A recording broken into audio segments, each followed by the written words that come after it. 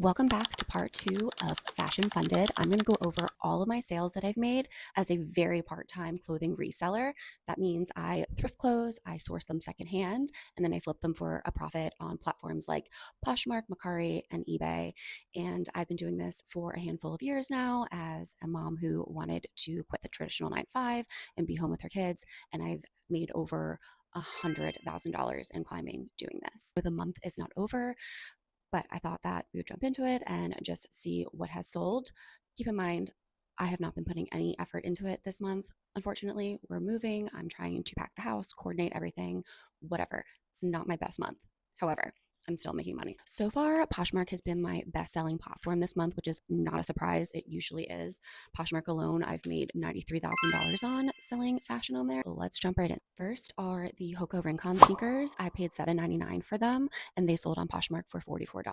Keep in mind, I thrifted these at Goodwill. Typically, they mark them up to like $12 to $19, but someone missed them, so I got these for a steal, so I was willing to take a lower offer on them. The Rolla's Heidi jeans, I paid $2 for these.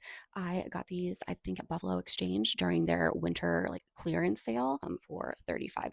This Quince cotton baby pink crew neck, I got this at Dollar Days at Goodwill. I only paid $1. I debated keeping it myself, but it didn't look good on me, so I took a low offer on this. It sold for $19. Hoka's, these were a different style, and these did get marked up to $19.99 at Goodwill. I got them the same day as I got the other one on Poshmark for $89. I almost forgot to share two sales. One was the Mansour Gravel Mini Sun Bag. I paid $15 for it, and it sold on Poshmark for $120. Next sale was an All Saints Asia sweater. I paid $8, and it sold on Poshmark for $56. Sold a few personal items this month. I'm really trying to cut down on things. I'm in my low buy era, trying to live with less, just invest in nicer stuff and not have duplicates of stuff. Personal items that sold are my Quince cotton cardigan. I paid $5. I resold it for $44. A Kiwana wallet. I paid $30 and it sold for $60. Dragon Bone retro runners. I paid $50 and they sold for $74. I had one Depop sale where I sold this Anthro blouse. I only paid $3 for this and it sold for $32. I had a few miscellaneous sales. I had some things at ThredUp, which I made $98 profit for, some of which were my clothes, some of which were a friend's clothes. So we sent them in. So some profits were split there. But $98 for clothes that I would have donated, that's not bad. Also, keep in mind, I just got approved for their direct listing program. So I am slowly adding my own listings to them on ThredUp, where I can now ship out my own stuff and cross list all my Poshmark and eBay stuff onto ThredUp. So to be continued. Let me know in the comments if you're interested in learning more about that. My next sales were from buy sell trade stores. I brought in a bunch of my stuff and my kids' stuff. So that was a combined total of $130 this month. I always bring our old clothes to buy sell trade first.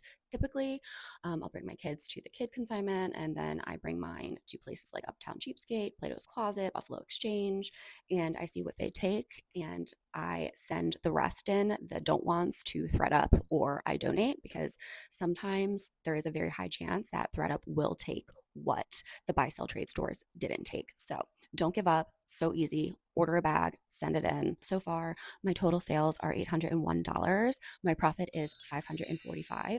I do expect to sell more. I am listing some more things and going to give it another big push. So I'm hoping this month I'll come in around $1,000 profit. So I'll make another video, part 3. If you're interested in learning how to make money like I do, thrifting clothes, selling secondhand fashion, then I created a guide that breaks down everything. It's less than $10 and I don't hold back. It's my blueprint and my exact steps, what I use, how to start, how to source, what brands to look out for, what platforms to use, what you actually need to do to get set up.